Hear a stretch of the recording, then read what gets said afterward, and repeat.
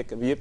mu def analysis am waaye balaa mu koo sen dafa toog si NCC bi whole report bi ñu da validate ko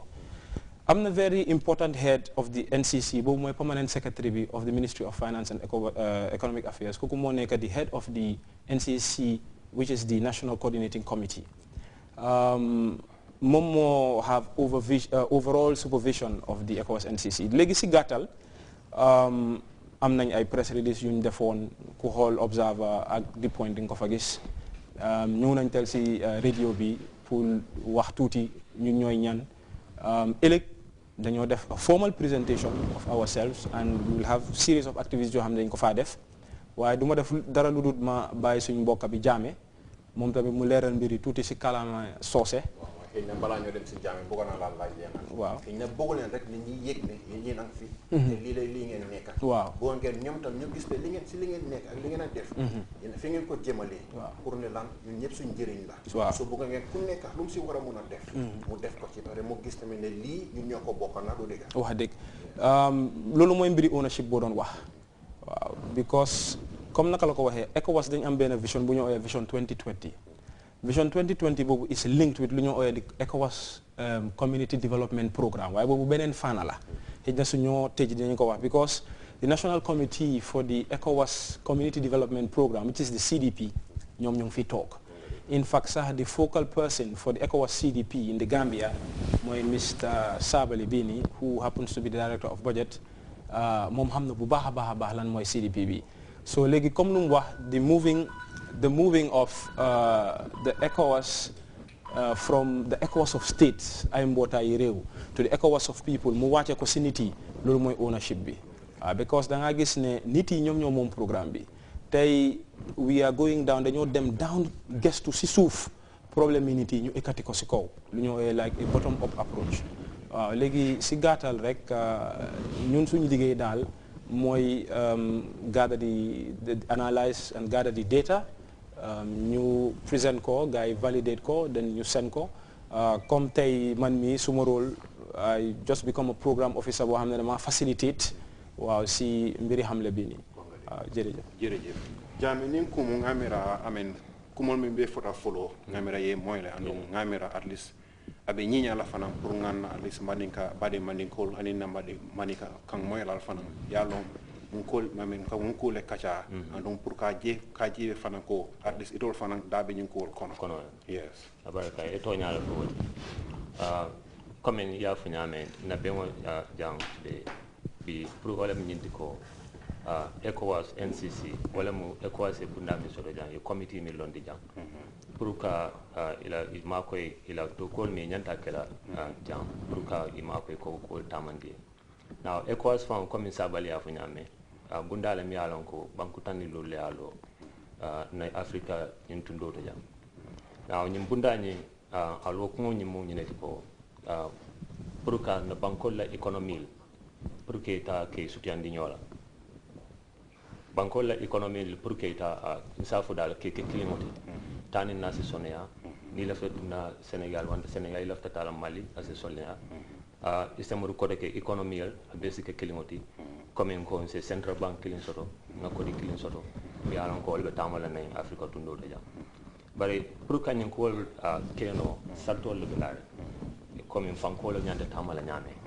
now pour ka sartol nyin timandi e bunda do soto ECOWAS ke ka fumi ko multilateral surveillance arrêté wala bunda mi alon ko ka korosroke économie la silol belare nyame fo anyanta tano lawo nyamal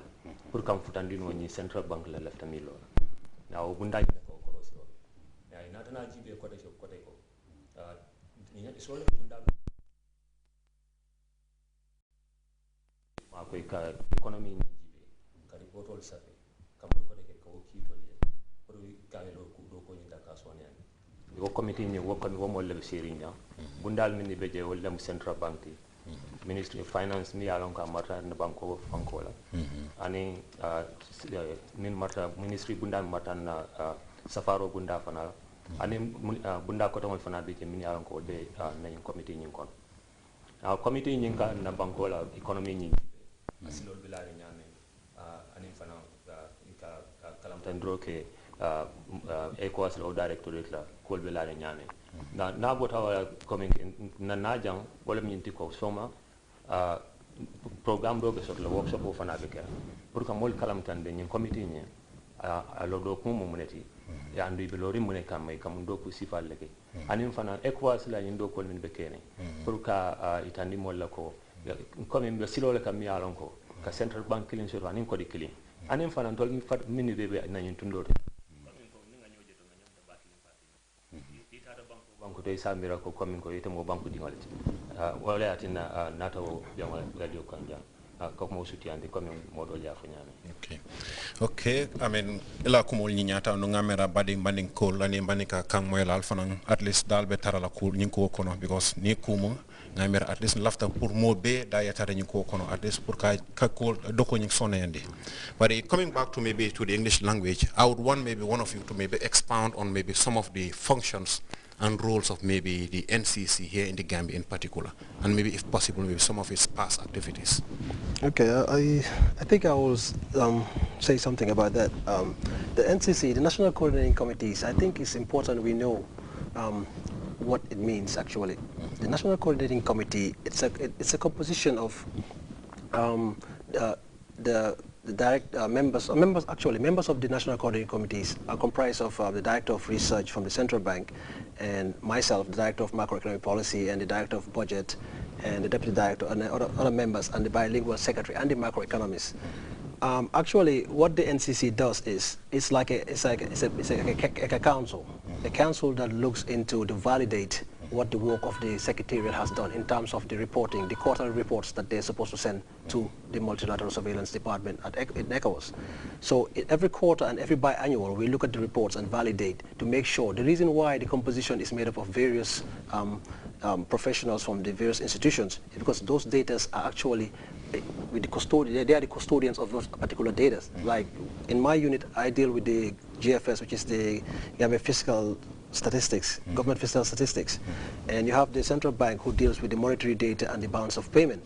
and that's where the budget director comes in as well. And we also have what we call the ECOMAC database, because these data that we collect are actually inputted into the ECOMAC database, and we have an administrator who has a password for inputting the data into that, the ECOMAC database. So what we're trying to do is we don't want data to go into the ECOMAC database which has not been validated. So once the data is validated, it means anybody who can access the data through the ECOWAS website will say this data, if he has any queries and if there's any abnormalities in the data, the National Coordinating Committees will be held responsible for the data because they are the ones who validated the data. So this